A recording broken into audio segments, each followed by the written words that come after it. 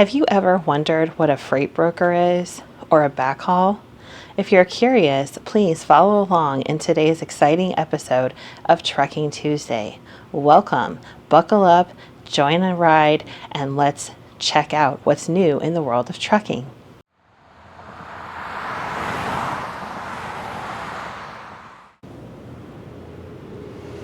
Hi everyone, I'm Jen, and I share what things are like working from the office side in the trucking business. Today, we're covering some more terms this week specifically about loads of freight. So let's begin. What is the load? Well, it's essentially freight. It's what truckers just simply refer to as the job that they're working on at the moment. So getting freight from point A to point B. How do truckers get those loads? They get them one of two places in most cases. If they work for a carrier or they work for some type of freight company, typically they'll get their loads from a dispatcher or a load planner. A dispatcher is someone who works directly with the truck drivers.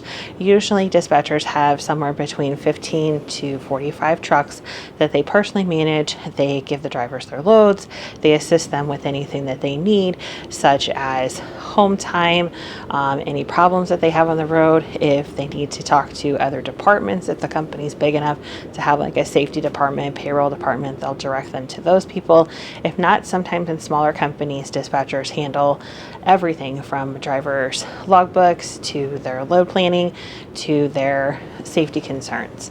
And then if there's not a load planner or the dispatcher that they're directly getting a load from, they'll get it from a load planner. And load planners are typical people that work with customers, freight brokers, and others who have freight that they want to move, and then the load planners will work with them to get a rate, and then they'll pass that rate on and information on to the driver to go pick up the load.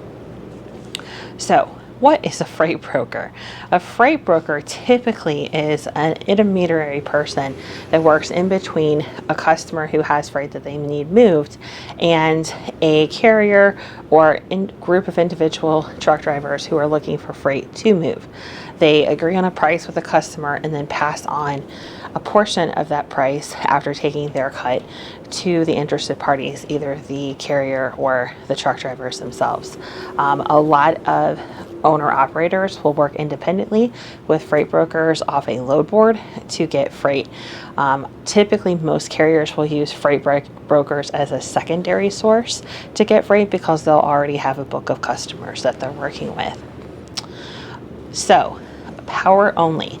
This is something that's used in connection with freight brokers. If you're a carrier and you also offer brokerage services, you may offer brokerage loads that are power only. Or if you are a owner operator, you'll look for loads that are either power only or what need a trailer. And power only means that only the tractor is required. Whoever is offering the load has a trailer that is used for the load. If it's a load that requires both the truck and the trailer, they'll usually not use the term power only, or they'll use the term truck and trailer required. So, less than loaded. This is a common term, especially when freight brokerage is involved, and it means LTL is less than loaded, so less than a full load of freight in one stop. So it could mean that the entire trip is getting a stop that doesn't fill the entire trailer while the driver is out. Or it can mean that in order for the driver to make a significant amount of money, they may have to make several stops to pick up smaller loads from multiple different customers. A lot of small customers, such as custom furniture makers, custom appliance makers, people that do anything that has to do with custom home building or remodels, tend to ship only once in a while, and usually one or two pieces at a time, and they'll work with companies that do LTL freight. And this will mean that a driver will come, they'll get that single piece or pieces loaded, and then the driver will either deliver those directly or make other stops along the way to pick up more freight. There are companies that specialize in LTL freight, and it's a pretty lucrative business because a lot of these small companies still have to get their freight moved. They're just not as frequent. A live load. A live load is when a driver will go with a empty trailer, and once they get to the customer for the shipping, they will park on the dock and get live loaded. Depending on the kind of load, it can take an hour, it can take several hours. There's also a case of live loading. A lot of times customers that are live load on the shipping end will also be live load at the receiving end. This can be a selling point for drivers when they're looking for a company to work for. For example, the company that I work for, more than 90% of our freight, at least on our dry division side, is drop and hook instead of live loading. So a drop and hook load is where a driver brings a empty trailer to a shipper and picks up a preloaded trailer and heads on their way. It's a quick process. You're usually in and out, spending no more than 45 minutes at the most at a customer by the time you get in, check in, drop your trailer wherever they want it dropped, and you pick up your loaded trailer, do your pre-trip inspection on it, get your paperwork, and you can leave. The best freight would be drop and hook on both ends. So you drop an empty trailer, pick up your loaded, take your loaded trailer to your destination, drop it off, and get another empty and carry on. And like I said, my carrier, we specialize in being very high percentage of drop and hook freight, and that can mean a lot to a driver that wants to keep going. There are benefits to getting live loaded and live unloaded. You can get paid detention. You can tend to negotiate higher rates when it's live loading because the driver is sitting and not driving, but most drivers would like to keep rolling. So there is an appeal for working for a company that has drop and hook freight. What does it mean when you have to scale a load?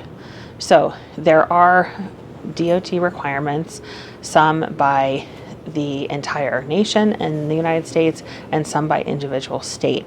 And loads have to be scaled to a certain way. And we'll cover that in a separate episode. But essentially, anytime you pick up a load, you should scale it to make sure that it's within legal limits.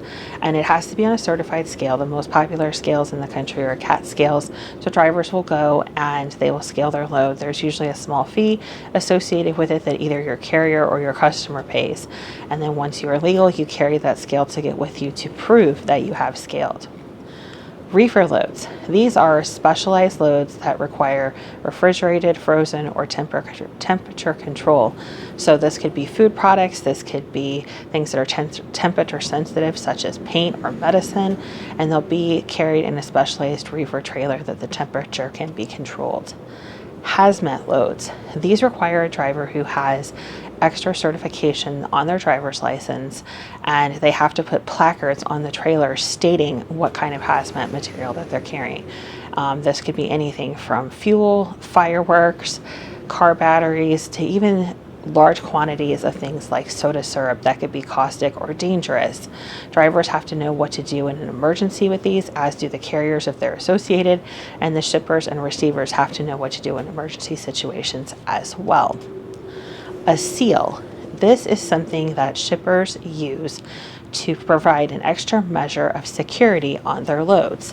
Once the load is loaded, they will put a seal. They're typically metal or heavy plastic, and they will be put across the opening where a lock would normally go, and sometimes they are a lock.